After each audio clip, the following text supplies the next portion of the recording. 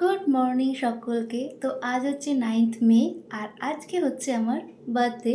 তো এখন বাজে হচ্ছে 9:45 মতন। এখন আমরা যাব হচ্ছে পুজো দিতে। আর আজ যেহেতু 25শে বৈশাখও, সেই কারণে আজ বাংলা ডিপার্টমেন্টের তরফ থেকে একটা ছোট্ট করে প্রোগ্রামের আয়োজন করা হয়েছে। যদিও 14 তারিখ বড় করে উদযাপন করা হবে, তবুও আজ একটা ছোটোখাটোর আয়োজন করা হয়েছে। আর বার্থডে আমার প্রত্যেক বছর খুব সিম্পলভাবেই কাটে, এবারও কাটবে। আজ রাতে অবশ্য একটা বিয়েবাড়িও আছে। তো তোমরা ব্লগটা দেখতে থাকো, আশা করছি তোমাদের কিন্তু বেশ ভালো লাগবে। চলো, আমি একদম তৈরি, এবার আমরা বেরোই। প্রত্যেকবারের মতো এবারও যাচ্ছি মা রক্ষাকালী মন্দিরে পুজো দিতে। আর যতবারই পুজো দিতে যাই তোমাদের সাথে তো শেয়ার করি। আজ শনিবার, ব্রাহ্মণ আসতে একটু লেট হবে, তাই ধীরে সুস্থেই যাচ্ছি মন্দিরে। প্রত্যেকবারের মতো এবারও মা রক্ষাকালী আর বাবা ভোলানাথের দর্শন করিয়ে দিলাম তোমাদের। চলো, পুজো দেওয়া একদম শেষের দিকে বাড়ি ফিরে চলে এলাম ডিপার্টমেন্টে। 11টার দিক করে শুরু হওয়ার কথা ছিল, কিন্তু শুরু হতে হতে ওই 12টাই বেজে গেল। এখন চলছে কবিগুরু রবীন্দ্রনাথের মাল্যদান। প্রোগ্রামটা যেহেতু একদম হঠাৎ করেই আয়োজন করা, তাই অনেকেই আসতে পারেনি, আর তাদের জন্য অনলাইনে অনুষ্ঠান দেখার জন্য আয়োজন করা হয়েছিল।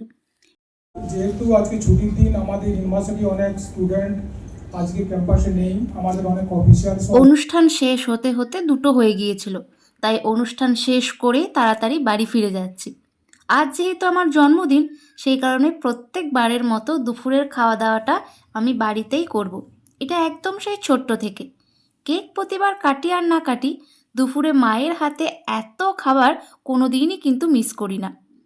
তবে আজ মেনুতে আছে পটল ভাজা, মাছ ভাজা, পোস্ত, শাক, ডাল, মাটন, চাটনি, পায়েস, মিষ্টি আর তার সাথে দই।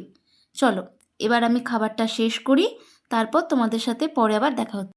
তো তোমাদের বললাম না যে আজ একটা বিয়েবাড়ি আছে, তো এখন যাব হচ্ছে গিফট কিনতে।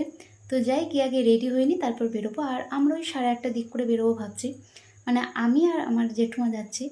তো চলো, তৈরি হয়ে তারপর বেরোই। বিয়েবাড়ি যাওয়ার জন্য আমি তৈরি। আর পুজোতে যে 3 পিসটা নিয়েছিলাম সেটাই পরলাম আজ। কিন্তু সেজে গুজে দেখি এদিকে ভীষণ মেঘ করেছে, বৃষ্টিও পড়তে লেগেছে। তাই ভাবলাম যতক্ষণ বাড়িতে আছি ততক্ষণ সুন্দর সুন্দর কয়েকটা ছবি তুলে নিই। এখন বাজে ওই 9টা মতন। চলো, এবার বেরোই। বৃষ্টি ওইদিকে একদমই কমে গিয়েছে, আর বাড়ি থেকে বিয়েবাড়ি খুব একটা দূরেও না, তাই খুব তাড়াতাড়িও পৌঁছে গেলাম বিয়েবাড়ি।